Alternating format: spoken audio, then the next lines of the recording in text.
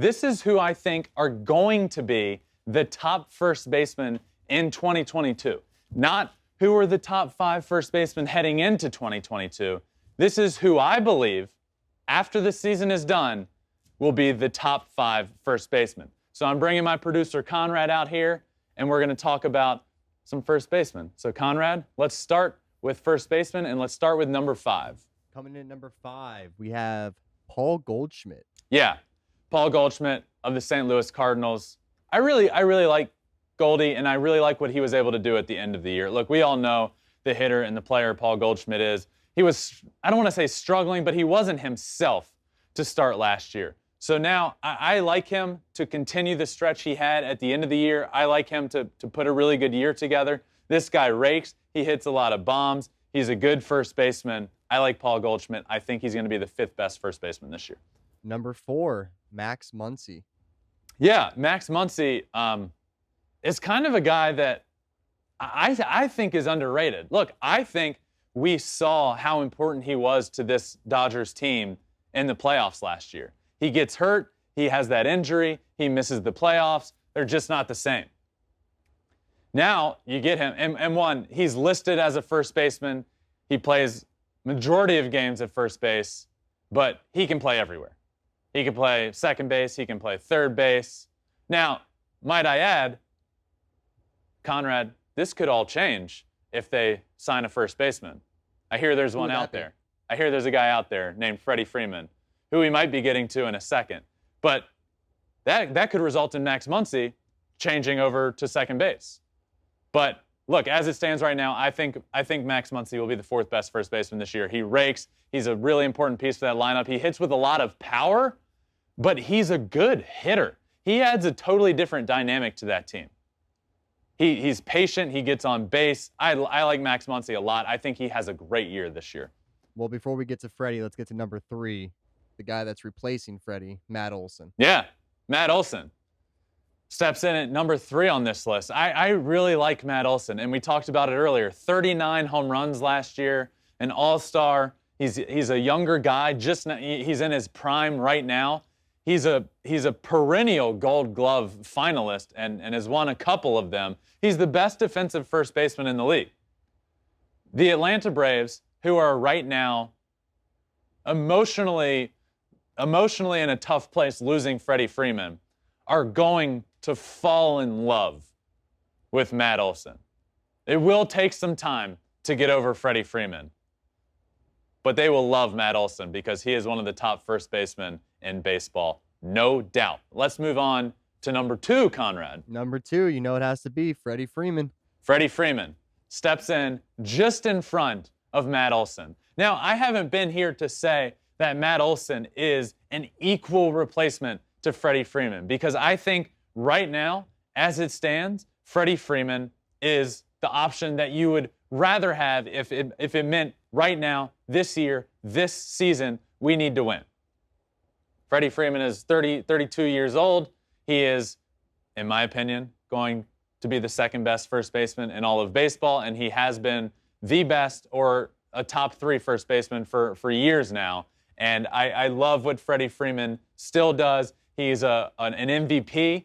He won an MVP award, and then the year after, he followed that up with a World Series championship and ended the series, hit a huge home run there. I love Freddie Freeman. I'm excited to see where he goes because somebody is going to get the 2nd best first baseman in the league this year, I believe. But let's move on to number 1, Conrad. Number 1, no surprise here after what he did last year, Vladdy Jr. Vladdy Guerrero Jr. will, I believe, just continue to work on top of what we saw from him last year. I mean, if it wasn't for Shohei Ohtani last year, he's the unanimous MVP. How crazy is that? You have somebody that would have been a unanimous MVP, I think, that ends up losing it to Shohei Ohtani, who himself is the unanimous MVP. Vladdy Guerrero Jr. right now is the best first baseman in baseball. He's young. He's just going to continue to get even better and better and better. And I'm really excited. I am so excited to see what he's able to do this year. But look, this is tough, Conrad. It's tough coming up with a top 5 list. There are so many good ones. I wanted to do, I don't want to say like a runner-up list, but just some extras. Next 5 up. Yeah, a next 5 up list. 5 that just missed the cut here. And these are in no particular order. So let's just talk about some that just missed the cut. This one's for the White Sox fans out there. Jose Abreu. Yeah, Jose Abreu is a former MVP. He was probably the toughest one for me. I mean, to leave off. He's right there on the cut. He just, I think he's going to continue to be a really good first baseman for the White Sox. If there was a number 6, if this list was 6 people long, I feel like he was probably the first one off. Coming up next, the legend Ty France. Yeah, I like Ty France a lot, and I know you do as well as a Seattle Mariners fan. And this name can kind of surprise some people. But keep an eye on this guy. More people are going to be watching the Mariners this year because they're exciting, they're going to win, they're going to be really good. But he's kind of an underrated player. People are now going to think of Jesse Winker and Adam Frazier and Jared Kelenic and all these new names. Keep an eye on Ty France because in the coming years, he's going to be in that first list we made, Conrad.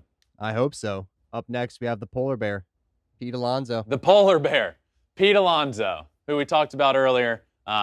Thankfully is A-okay after that accident. I like Pete Alonso. I think last year he went through a little bit of a struggle and then kind of turned it on. Pete Alonso rakes. And I really like Pete Alonso. And he continues to put an effort into his defense and put an emphasis on getting better defensively. And to his credit, he has. He has done just that. We know we're going to get offensively. He's going to hit a lot of bombs. He's going to bring the energy. He's going to bring the passion. I like Pete Alonso a lot. Next up, we got Yuli Gurriel. Yeah, this one was tough. You know why? He's the reigning batting champ in the American League. And Gold Glove guy, like good defensively. It's tough to leave him off the top 5 list. But I do have him just outside of that and certainly on this list here. He's just a guy that you can count on, especially in big situations. He's a guy that's not gonna hit you 30, 40 bombs, but he's gonna hit he's gonna hit for a high average. He's gonna play a good first base. He's a really good first baseman. This Astros team is dangerous, and he's not the star of that team. He's not one of the core that you think of when you think of the Astros, but this is a guy that makes that team really, really dangerous. And then last but not least, Ryan Mountcastle. Yeah, I think Ryan Mountcastle is going to really come onto the scene this year. And for baseball fans that weren't paying all of the attention in the world, and I don't blame you, the Orioles aren't exactly a team that you want to tune into every single night.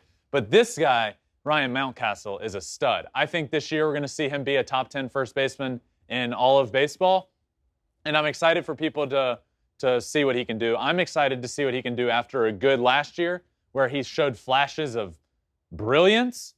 I'm excited to see how he builds on top of that.